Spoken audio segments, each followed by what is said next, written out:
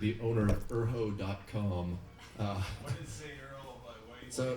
So, the official explanation of St. Urho is pretty complicated, but basically the story is in about 1960, some guy in Menahga invented a parody of St. Patrick, and he's very angry looking. He has a large pitchfork, and theoretically what he did was to drive the grasshoppers out of Finland, out of the vineyards of Finland. Of course, there are no vineyards there, and there are still lots of grasshoppers. So anyways, the weird part though is the people of Menahga began celebrating the festival St. Urho's Day, the day before St. Patrick's Day. And at first it was just sort of a joke, and then it grew to like this huge, huge deal, so that it became like the symbol of the town.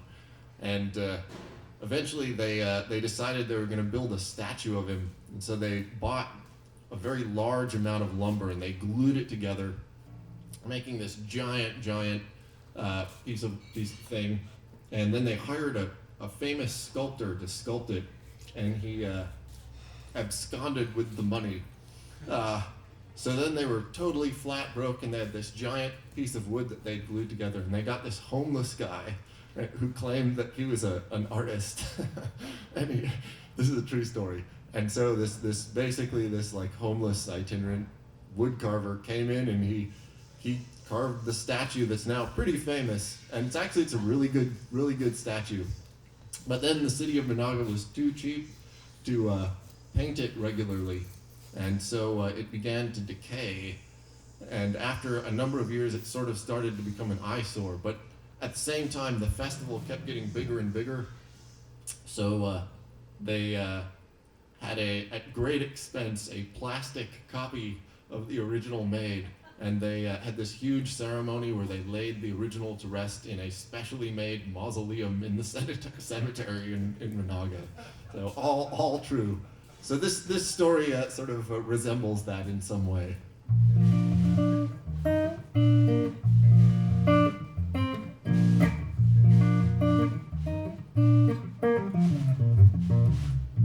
Can he chew beef and pork? He's standing like a statue with his big pitchfork.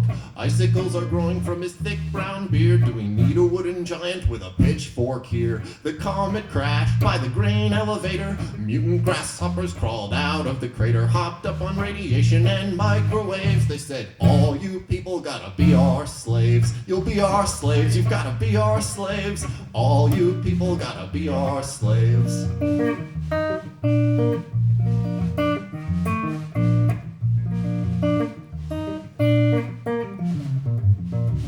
St. Urho traveled into outer space for the salvation of the human race. He battled the hoppers in the cosmic void with a pitchfork forged from an asteroid. But when old men told of his mighty deeds, kids laughed at the legend and the overgrown weeds. The bitter taste lingered in Urho's throat.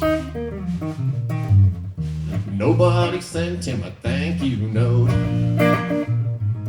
The last grasshopper St. Urho spear was stuck on his fork. It looked kinda weird. People said he was unsightly as he stood there so politely. But to the pigeons on his head and the squirrels in his beard, there was no mistaking that the breaking point neared.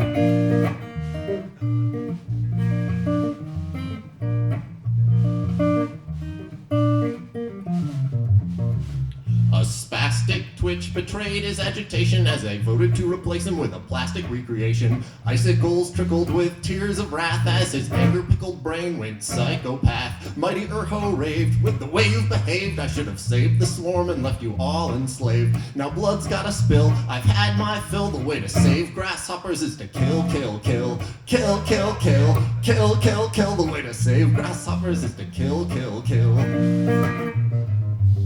See the piles of guts and spines as he spears at the people on his long sharp tines. With his fork raised high like a Roman god, he says, I gotta make the earth safe for the arthropod.